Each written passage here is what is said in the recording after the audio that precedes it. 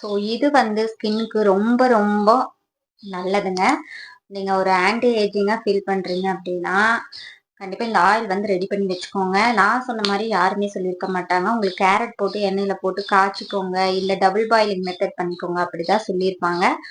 But நான் சொன்னது எல்லாமே போட்டு நீங்க பண்ணீங்க அப்படின்னா உங்க ஸ்கின் வந்து நல்லா இருக்கும். அண்ட் இந்த மாதிரி இது ஆயிலோட ஸ்மெல்லே நல்லா இருக்கும். கேரட் ஆயிலுக்கு கேரட்டை துருவியும் போட்டுக்கலாம், இந்த மாதிரி கட் பண்ணியும் போட்டுக்கலாம், காய வச்சும் போட்டுக்கலாம். உங்களுக்கு எப்படி சௌரியமோ அப்படி பண்ணிக்கோங்க. கேரட் எடுத்துக்கோங்க, பட்டை ஒரு துண்டு, ஏலக்காய், வெட்டி வேறு, அப்புறம் இதில் பார்த்தீங்க அப்படின்னா ஆவாரம்பு, ரோஸ் பவுடர், அப்புறம் குப்பைமேனி, வேப்பிலை, இந்த 4 பவுடரும் மிக்ஸ் பண்ணி வச்சுருக்கேன். இதை எண்ணெய்க்குள்ளே போட்டு ஒரு 1/4 மணி நேரத்துலேருந்து 20 நிமிஷம் காய்ச்சி எடுத்துட்டிங்கன்னா கேரட் ஆயில் ரெடி ஆயிரும். இது வந்து எல்லா பக்கம் அப்ளை பண்ணிக்கலாம். ஒரு 2-3 ட்ராப்ஸ் வந்து விட்டுருக்கேன். நீங்க ட்ரை ஸ்கின்னா இருக்கீங்கன்னா கண்டிப்பா இது வந்து நைட் டைம்ல ஒரு மசாஜ் வந்து கொடுங்க. ஏன்னா என்னோட ஸ்கின் பயங்கர ட்ரை ஆயிருக்கு. இப்போ வந்து ஸ்டார்டிங்லயே நான் வந்து இந்த மாதிரி செல்ஃப் கேர் வந்து எடுக்கிறேன்.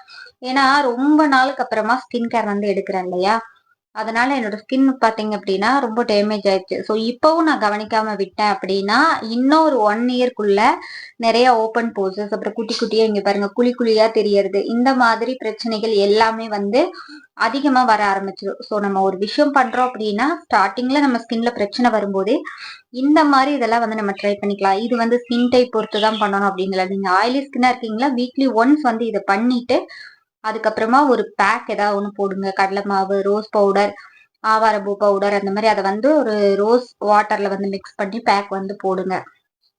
ஸோ வீக்லி ஒன்ஸ் எடுத்துக்கலாம். ஸோ உங்க ஸ்கின் வந்து நல்லா இருக்கும். மசாஜும் பாருங்க.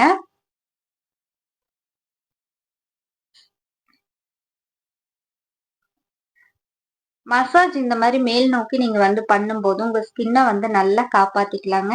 ஐப்ரோஸ் எல்லாம் இப்படி நல்லா எடுத்து விடுங்க. குழந்தைக்கு எப்படி நம்ம மசாஜ் பண்ணுவோமோ ஸோ சேம் ப்ராசஸ்ல நீங்க வந்து உங்க ஃபேஸ்ல எல்லாமே மசாஜ் வந்து பண்ணிக்கோங்க. ஸோ டபுள் சின் இருக்கு அப்படின்னா இந்த மாதிரி எடுத்து விடுங்க.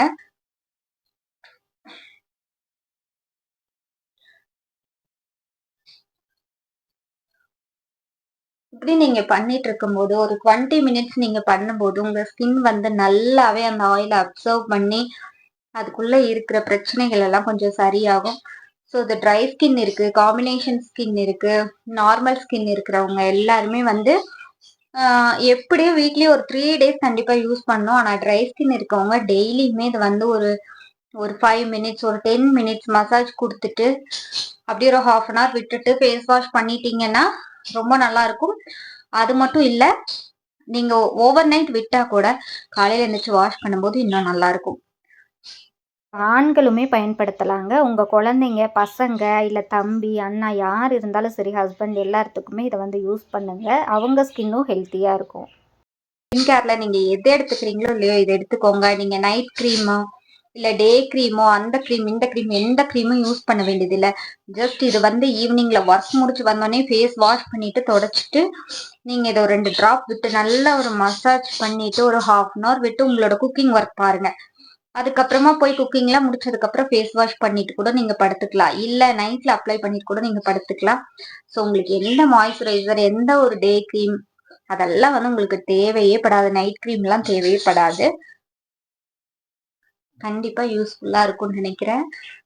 ஸோ ஆயிலை ப்ரிப்பேர் பண்ணி நீங்களும் யூஸ் பண்ணி பாருங்க.